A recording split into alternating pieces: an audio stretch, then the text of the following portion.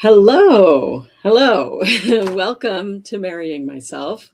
I'm a moment late. Sorry about that. A few moments. I'm Rosa Linda Román. I go by Rosa Linda. And this is my new project. It's called Marrying Myself because the idea is as I move into this next chapter of my life, after raising 3 kids, and now 2 of them are off to college, and the third one is already learning to drive and a few years away from being out the door as well. I started shifting my how I spend my time and what I do to set up the next chapter of life. The first thing is I started writing. I became a full-time author, and here's a few of my books back here. I wrote Death Wounds is the first book in the conspiracy thriller series called Catalina's Chronicles. It's now a complete 5-book series. And I also wrote Losing Sight of the Shore, which is my memoir about living on a boat. Those are my 3 kids and our German Shepherd, our fur baby, Nala. So that was how I've spent the last 2 years, really transitioning to focusing on creating work that creating a body of work that I'm proud of. And it gives me, like what I'm going to be doing as like my career, if you will, next. But as I wrapped up that series in April, the 5th book was was published. I realized I needed to really think about how I wanted to spend my time next. And it occurred to me that I started seeing everybody else's input. I saw this course or that course, everybody's, different things that people were offering, people's offers. And I love a good course. I love learning. And so I realized it would be very easy for me to fill the time that I had been spending on creating the thriller series, filling it with other people's input, or courses or whatever. But I didn't want to do that. I had also this realization that I have a lot of content that I've been creating over the years, but it never saw the light of day. I was focused on raising my kids, being a partner to my husband, who delightfully, we're still very much happily married after almost 28 years. But I knew I needed to really focus on my own wisdom. So I rediscovered some of my stuff. And by stuff, I mean, I had bins of journals and I have videos and photos and things from my archives that I really wanted to spend this next season curating, going through, seeing what still resonates, what still sparks joy for me. And in the process of doing that, I realized I kind of had the fun idea that it's like marrying myself, like when you are going to get married and you fall in love with someone, you want to discover everything about them, right? So for me, I was like, okay, well, marrying myself, if I'm marrying myself and I'm focusing on my own wisdom and the things that I've written and done and experienced over the years that still sparks joy, then it seemed like a nice shift in focus to marry myself. Nothing to do with my marriage or my relationship with my kids. We're all good. Now it's my relationship with myself. So each week, what I do, I'm still refining this project, but I'm really excited about how it's starting to take shape. In theory, I'm going to post a post each week, ideally by the end of work on Friday. And then on every Monday, I'm going to have a live stream. And the live stream is where I flesh out whatever it was that I had in the post. So let's start with the post. Let's see if I can pull that up really quickly. Give me 1 second. My post is live and I have to share it. By the way, my background is that I am a broadcast journalist. So I have been actually doing live streaming since it first became a thing. And I've been podcasting since 2007. So this is kind of my area of expertise. But of course, my main area of expertise is raising awesome kids, right, for the past 20 some years. Okay, so this is my post that just went up. It's called Creating Sanctuaries. And so that I just posted it last night in the wee hours of the morning. But in theory, as I get better at doing this and being more consistent, I'll try to get it posted by Friday. And then as you look through that post, you'll see it kind of goes into whatever's sparking joy for me that week. But then I break it down into 4 categories. So we're going to talk about some of these things that you're seeing in this post. But basically, the 4 categories are something old, something new, something borrowed, and something blue. And I break up the something old into something old and rotten, which we want to do away with, and something old and precious, which is something that I'm rediscovering or usually about myself. So then again, there's something old, something new, something borrowed, and something blue. So that is what we're going to be talking about today. And just so you know, if you're here live, you can put a comment in the section. Let's see. So, for example, if I write, if you're here, drop a comment.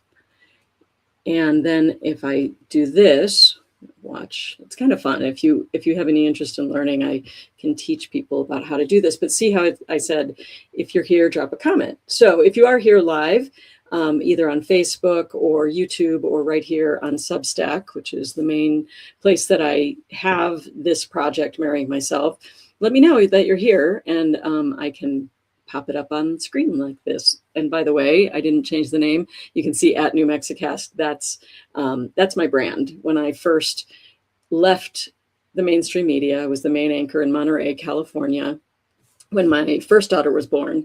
And when I left to become a full-time mom, about 2 years after becoming a mom, I launched my first video podcast. That was called New Mexicast, and the archives are still out there. And then it became New Mexicastaways when my family moved on to the Salem Catamaran. Okay, so that is how you do that. So if you're here, please, throughout the show, feel free to drop a comment in or just say hi, and that's great. You can always put in parentheses if you don't want me to share your comment and you just want it to be for me to see. So that would be great. All right, so let's get started. I'm a little frazzled today. I wonder if I could pull it up. Hang on a second. I'm going to see if I can find a photo. I was going to say I wondered why it is that bears seem to know when it's garbage day. And so I'm going to show you, let me pull this up real quickly.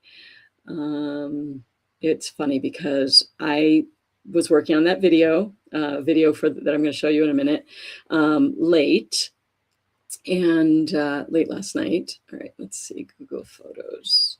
Okay, so this is Nala, by the way. She had a rough night and I had a rough night because the bears, which we have a bunch of bears, living in our forest, we live up in the mountains, they were getting in our garbage. And I don't know why and how they know that it's garbage day, but they sure did. And they pulled it all over the place. Let me see, one more thing I want to find before I dig into this. I wanted to show you what the bears look like. I didn't get a picture of it last night, but we did get a video the other day. But I don't know if I can pull that up quickly, but I can show you a picture. This is what one of the bears that visits us looks like. Let's see if I can share that. Share screen. And there you go. So that is the bear that probably was the one that dug in our garbage last night and made Nala go crazy and made it so I did not sleep much last night. So if during this broadcast, this live stream, you find that I'm kind of drifting, know that it's the bear's fault. Okay. And, you know, being Packers fans, I can say it's always the Bears' fault.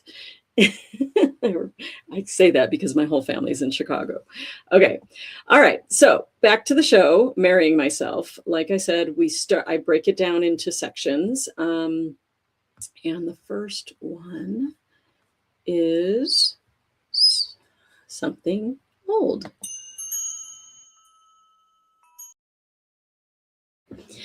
Okay.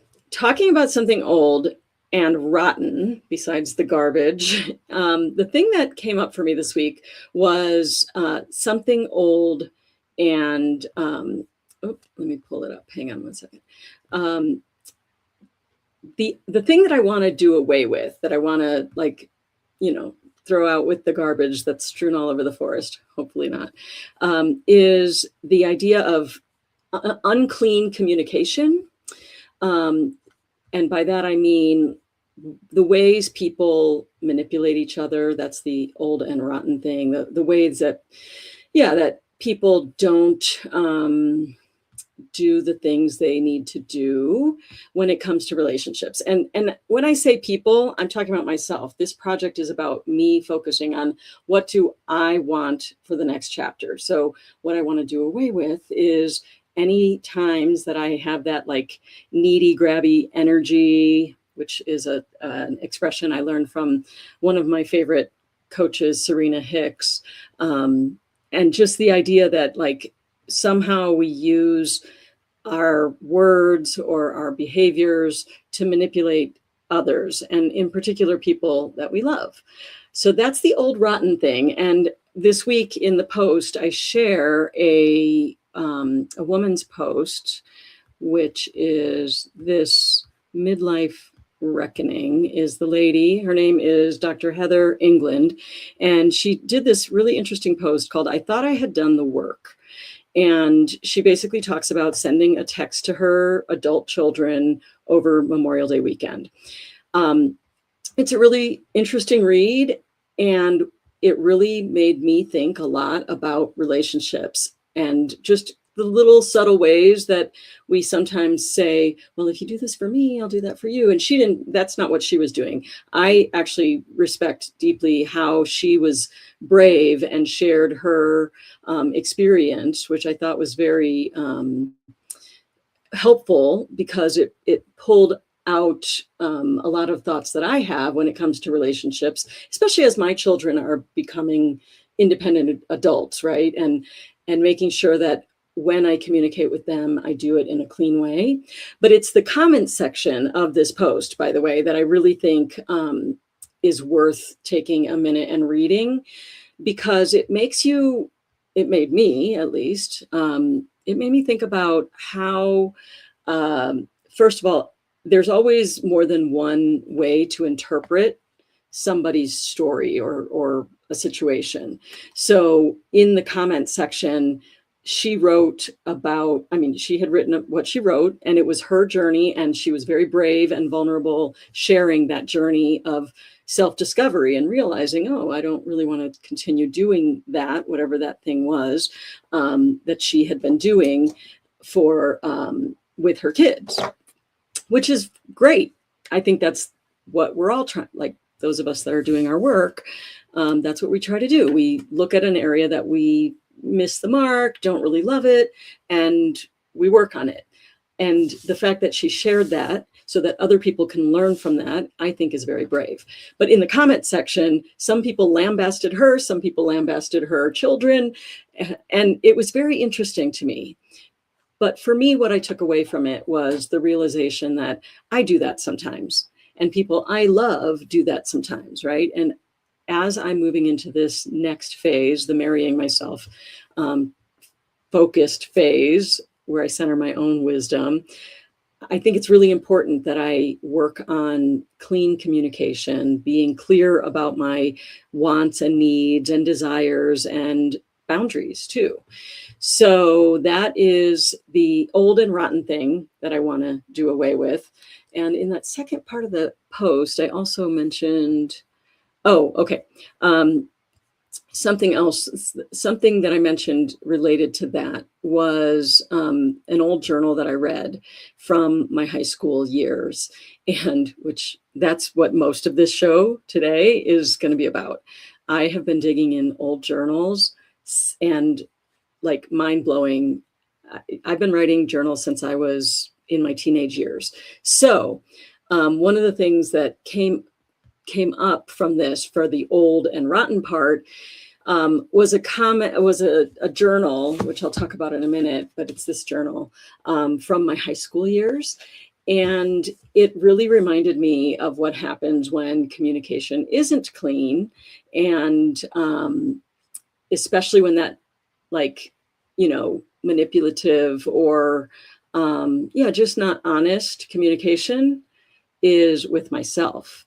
Even in my journals, as I've read through it, I cringe. I cringe at some of the things that are in the journals. I'm like, oh my gosh, wow. But it's more what I didn't write, and the number of times that I even filtered what I was writing to myself for fear of how someone else might respond if they read it. So that's the old and rotten. Something old and rotten that I want to do away with is the old and rotten tendency to not have, I called it in the post, cryptic communication. I don't want cryptic communication. I want clean communication. Okay, now more on to the fun stuff. I try not to harp too much on the old and rotten stuff. Otherwise, that's going to be in the garbage for the bears. So now onto this old and precious stuff. Now, I wonder if I could get up and show you without too much trouble. Let's see if I lose my audio. Give me 1 second so I can clip it on. If you look at that shelf, that is a shelf full of my personal journals. And there's many more, I know, in the garage, but those are journals from like way back, even as far back as 1984, when I was, how old was I? I may have been in junior high, or certainly early high school when I was writing some of these journals. So that's been an interesting thing. And that old and precious process has been really fun. So let me see if that's my old and precious. No, that's my new. Okay, so old and precious. I'll just read a little something that I pulled out from. Okay, so as I mentioned, I was a TV news reporter, and in 1999, when it was turning from 1999 to 2000, I was a reporter at KOAT 7 here in the Albuquerque area. And I just pulled out so I've overhauled my little office nook area. And in the process, I've been pulling out all my journals. And I've been looking at some of these journals, and I'll share a lot more over time. And there's a lot of things that I'm not going to share because holy cow, what the heck was I thinking? But this one made me smile. This is December 28th. This is from this little journal, which used to be in a leather bound sleeve.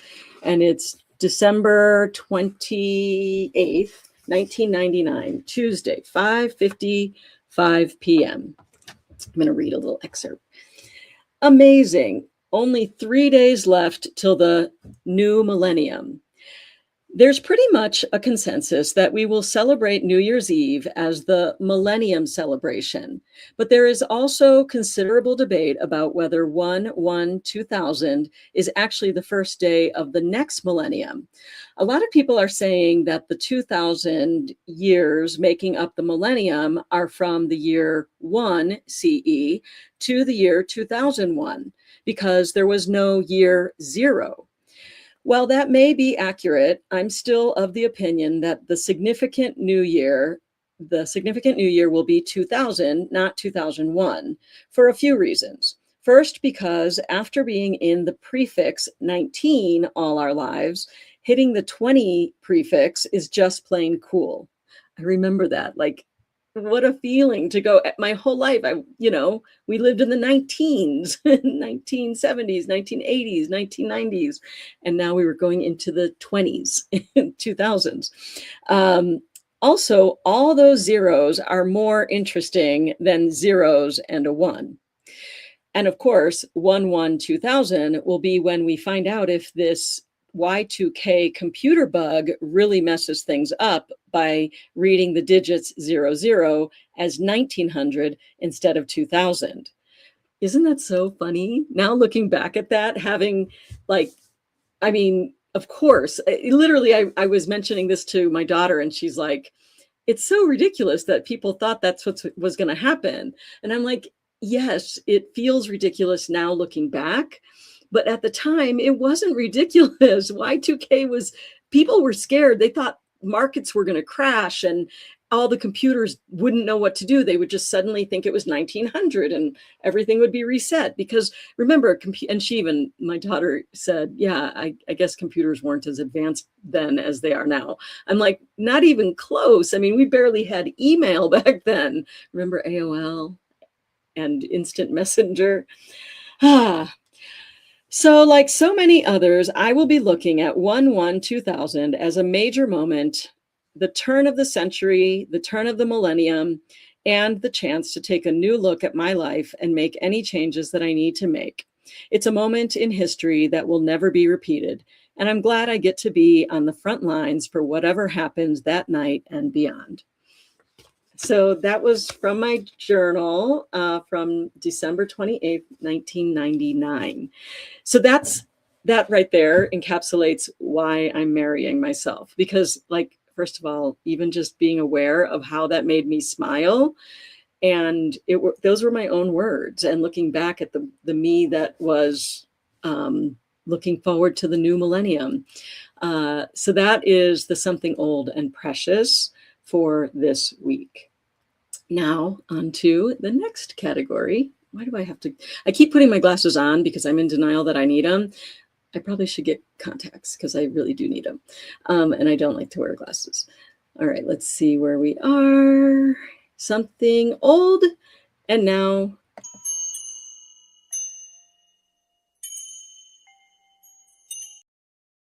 something new. So the something new for this week is that I realized as I started working through this process of figuring out, well, what is marrying myself? What does that mean when I'm focusing on my own wisdom? I realized my little nook, I'm in the back of a closet. It's awesome. I'll show you that in a second. I was surrounded by other people's wisdom and lots of wisdom that I love. Like it wasn't stuff that I was like, oh, I can't believe I have to listen to other people. Nothing like that. I love learning. I love getting input from other people. But I realized if I'm really focusing on centering my own wisdom through going through my old journals and through archives and really just kind of checking in with myself, I needed to surround myself with my own wisdom instead of everyone else's. And so I have overhauled my little nook and I made a little video with the help of, I have to tell you, I tested out what it was like to use AI to help me edit. Descript, which is an app that I've been using to edit, has this thing called the Underlord. And let me see, I'll show it to you actually.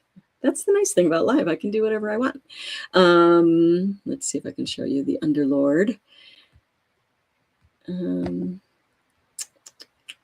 Window, entire screen. Let's just do that. It'll look weird for a second, but that's fine. Okay, so this is Descript.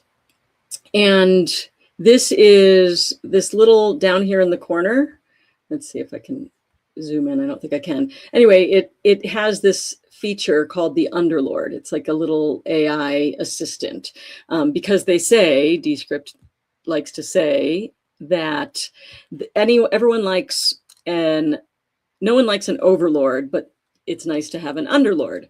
Now, if you are new to my channel, you will know that I do not use AI. I'm not a fan of AI, but and I'm I was a certified pro in Final Cut. I was a professional editor. I ran an entire TV show by myself.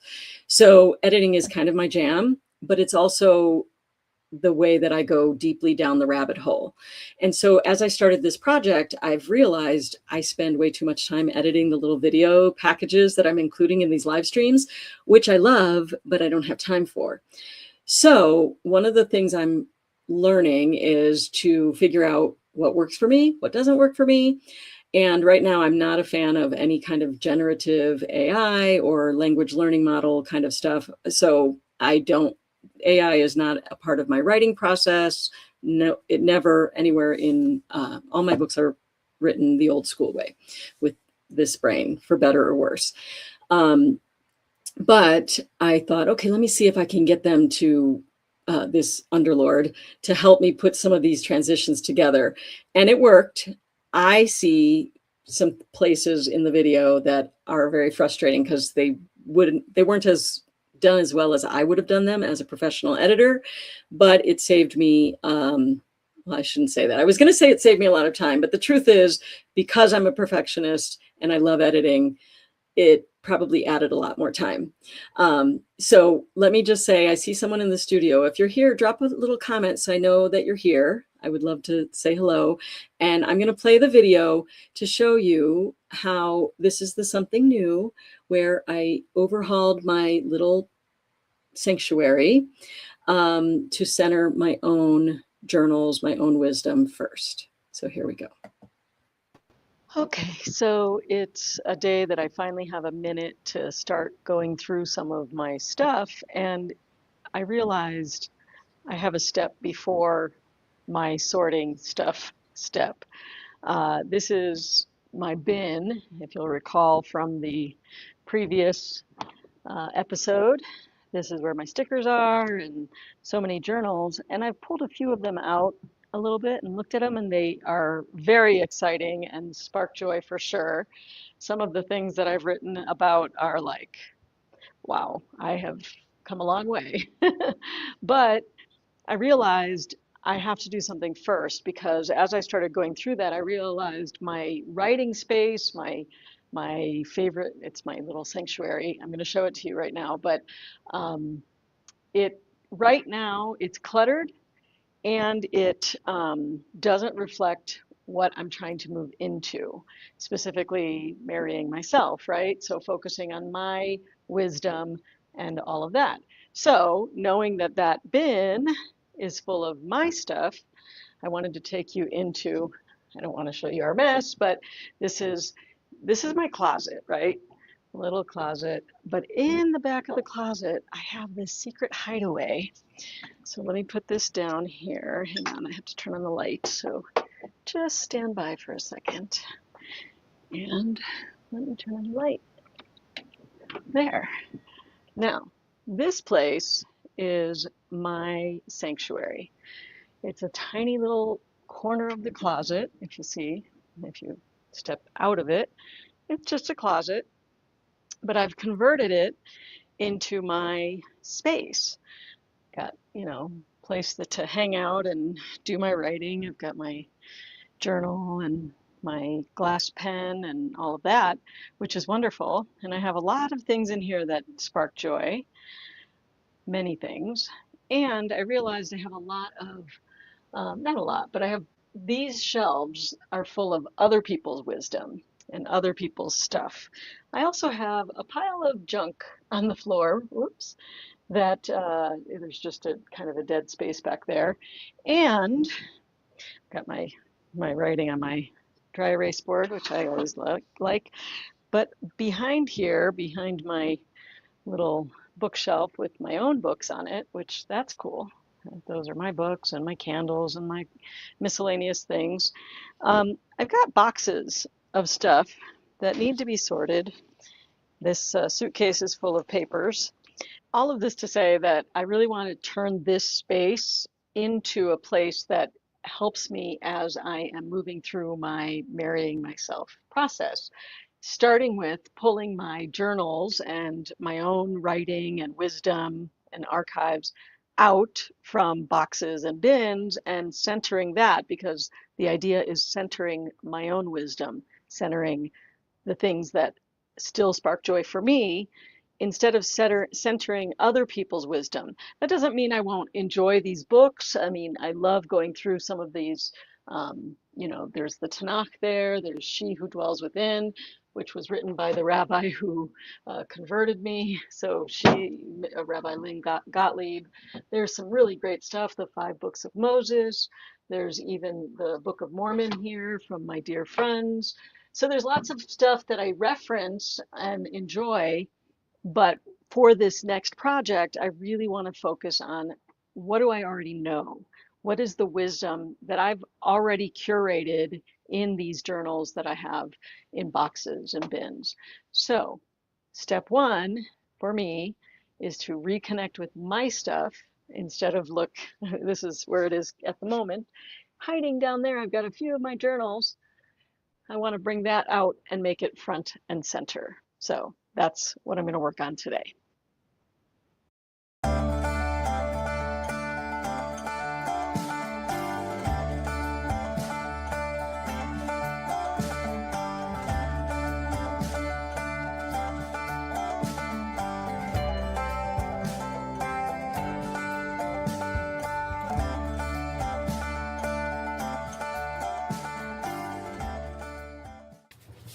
Okay, I'm finally bringing this bin in. This is the bin that I brought with us to Taos, the one that had my sticker books in it. Oh, and now it's time to put them, take a look at all these journals that are in it and see where they belong. If you take a look, it's full of journals. So, and a few stickers that fell out from the sticker books, which you can see, where are they? Up there on the top shelf. See my sticker books up there? There they are. Anyway, so I'm gonna start digging in to this bin of journals, which I'm very excited about.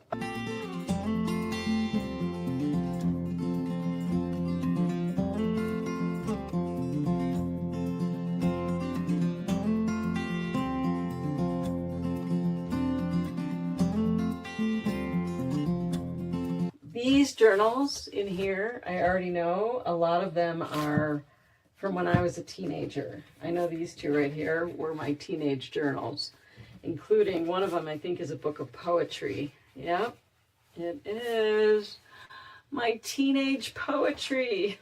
The very first one is A Broken Heart. Oh, I wonder if I have dates in here. I just think I was probably 15, 16, 17, my collection of poems. I think I had written them at different times and then put them in here. Interesting. Writing, my only escape, my pen and paper are my only friends, the only one who will listen to everything I have to say without criticizing or laughing at my innermost feelings. Wow, was I a teenager, angsty teen, or what? Amazing. That's gonna have lots of fodder for marrying myself.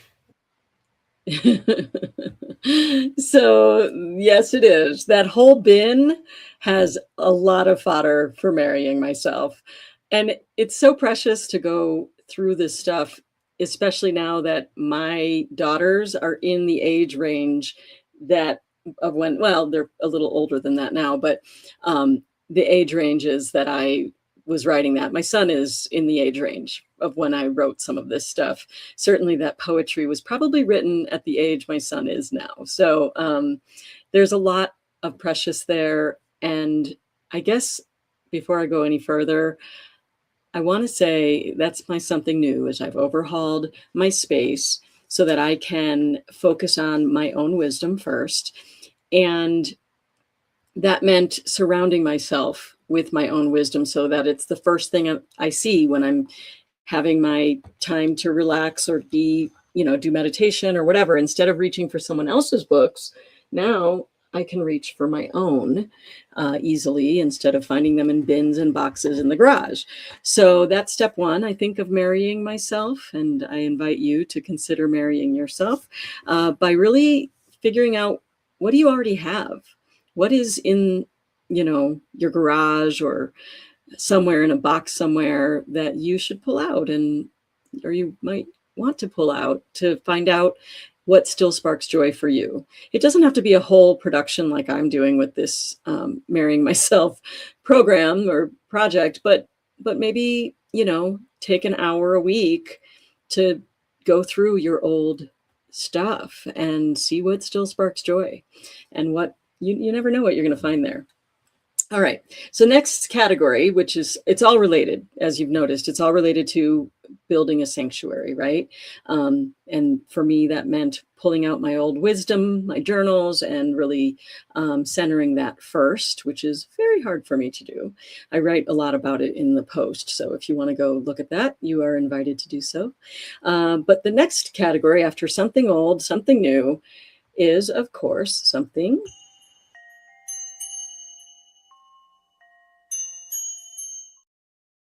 and that is something borrowed. This week, the something borrowed is in perfect alignment with the theme of this week. I always have had a sanctuary. I have always created, regardless of where we are, my own private space, or at least a little time, taking a little bit of time so that I can be right with myself, so that then I can be present for my beloveds. And it took a long time for me to do that. I didn't do that before I was with my husband. Now we've been together 28 years. I always was always with people all the time, and never claimed my own space. I did when I was little, when things were chaotic, but I really, as in relationships, I wasn't great at that. And that's part of my disappointment now. When I go through my journals, I realize I didn't write as much as I wish I had during some of the years that were the most tumultuous. So, but I give myself grace, because sometimes I was scared that other people would see what I was writing. Sometimes, and oftentimes, I didn't feel comfortable. I didn't give myself permission. I didn't know how to give myself permission to claim that time. Well, now I do, and I have my journals behind me, and I have my little nook and my closet.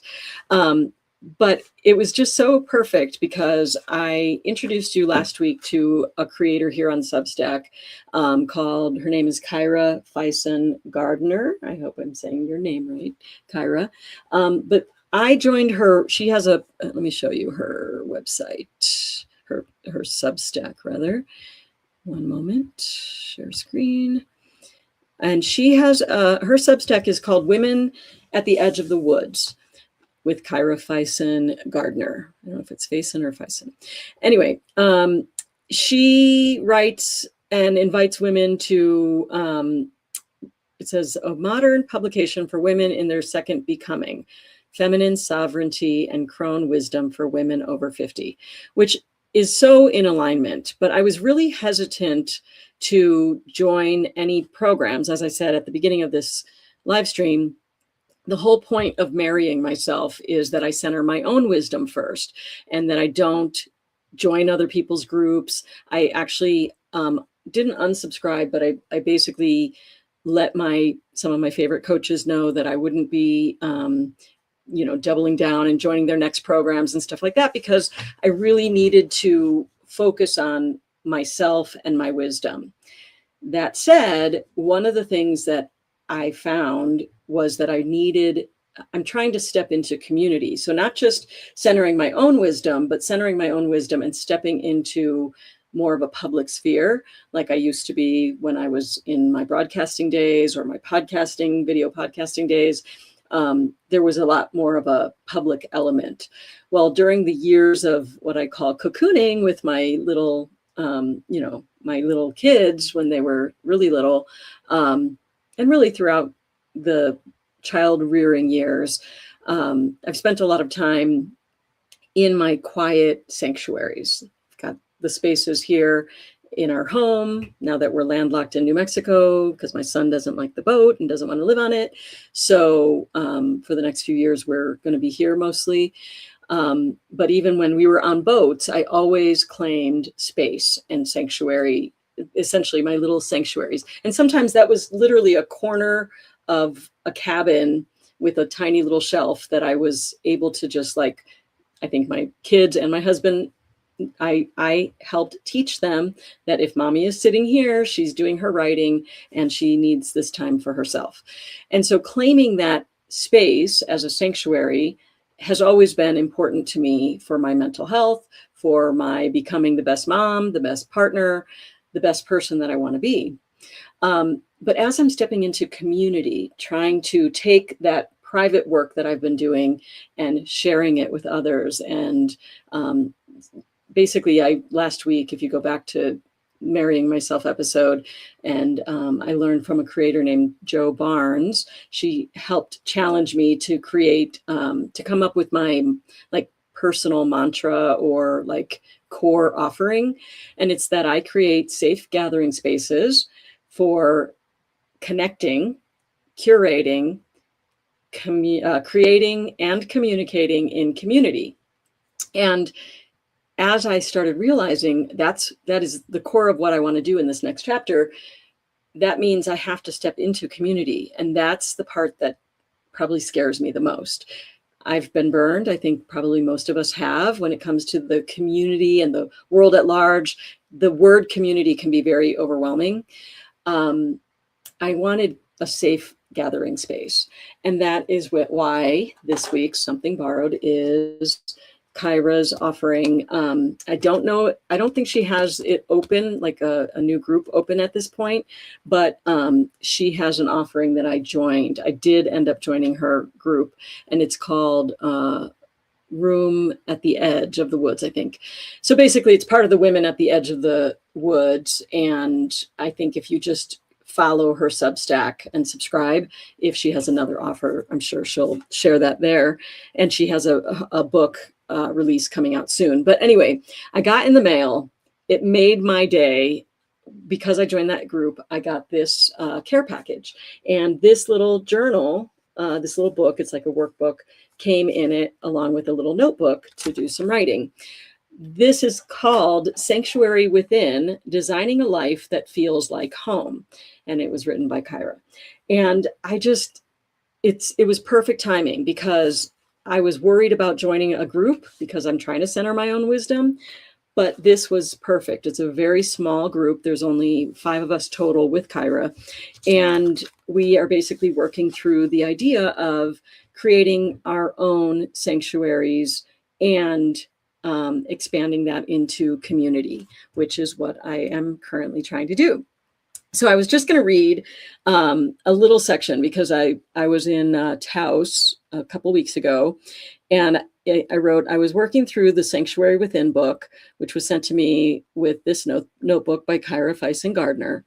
And one of the things she asks is to reflect on peak moments. So peak moments from my life that just, thinking about them sparked joy for me, sparked joy for me. And a few things that I came up with was standing on the stage at the Sophia and the Mysterious School premiere. I wonder if I could find that. Probably can't. But basically, I wrote, I had helped these kids shine. I had brought people together and brought out their gifts for the world to see. I had created something beautiful, magical, and I got to share my own gifts in community. So what that was is when my kids were in elementary school, I had a club. I hosted a club where because during my broadcasting years and beyond, I have done some filmmaking. Part of dealing with the trauma of being a beat reporter, where I covered the most heinous crimes imaginable, was that I started writing. That was my therapy, to have a creative outlet. And I started writing screenplays. Then I started getting involved with a group of other screenwriters, and we started directing our screenplays. And I became a director of short films. So I used those skills when my kids were in elementary school, my daughters, and we did an entire year of filmmaking school, essentially. And I had the kids write, edit, and then, write the whole script. And then they did auditions and cast. And then I brought my friends who are professional filmmakers, because there's a whole filmmaking industry here in Albuquerque. And I had them come and help be the professionals to actually make the film. One of these days I'll share it. We ended up with this adorable film called Cookies for Callie. We had a big gala premiere in the nearby Performing Arts Center. And we all got dressed up in our ball gowns, and it was just a spectacular experience. I'm sorry I don't have photos and videos. I should have pulled that up, because it was really one of those special moments where I was stepping out into my authority, into my power, and I felt very confident, and I was helping other people in a community setting. So there's a lot more. I'm not going to go on too long, because I know I'm already making this a long live stream, which is fine if you're enjoying it.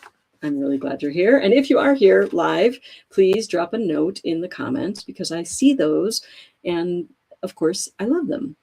But anyway, that Sanctuary Within was very timely, because I realized Sanctuary isn't just that quiet, perfect little place that you have that's hidden, where you do your personal work. There's also community sanctuaries, right? Where we can be ourselves in community and practice stretching our muscles and figuring out how we want to step on stage together, or at least having a support system that helps us as we step on stage, not have our knees too wobbly and our voice cracking.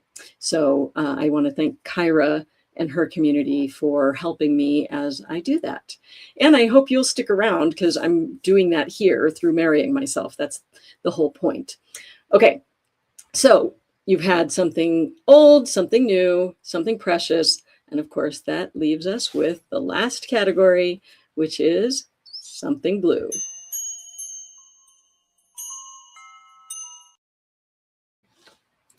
Okay, so the something blue is this blue journal. It is one of the ones that I pulled out from that bin, and I'm sad because it's mostly blank. A lot of blank pages through the whole thing, right?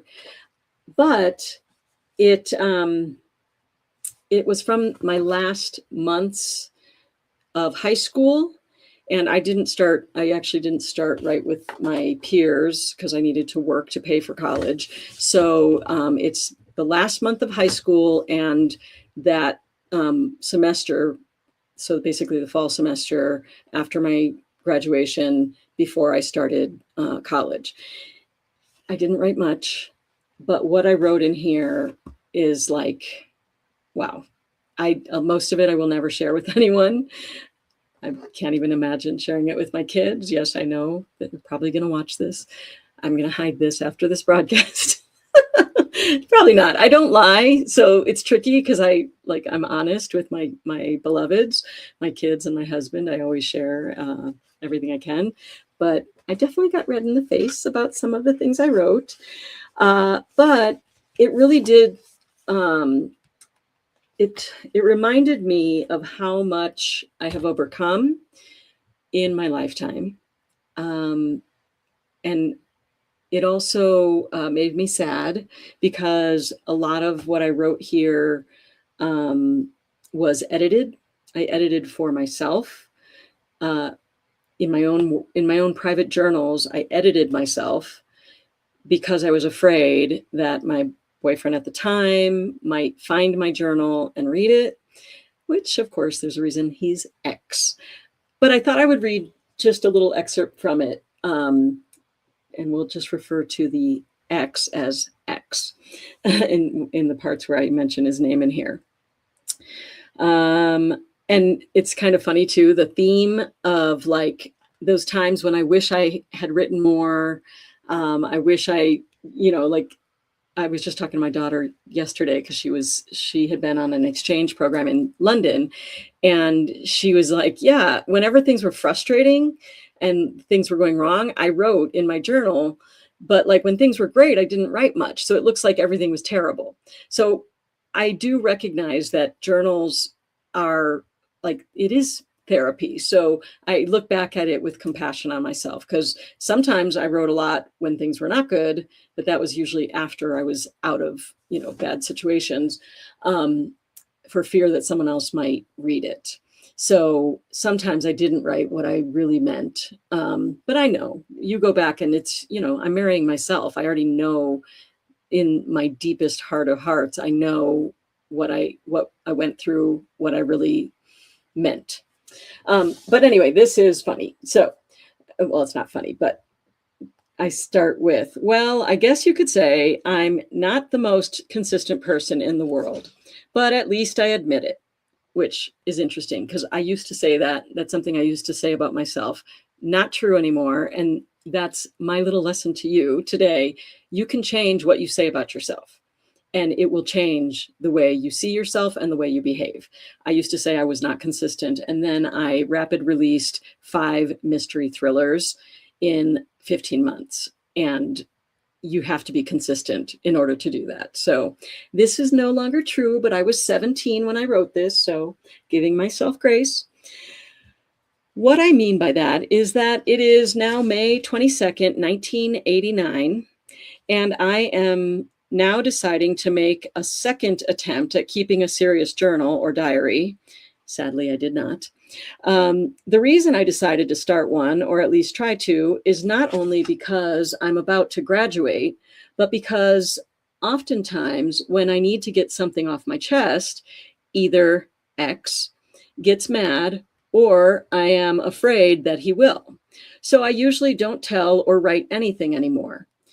I have finally decided that it's time for me to become in touch with my true feelings and to get some of my aggravations out of my mind and onto a piece of paper.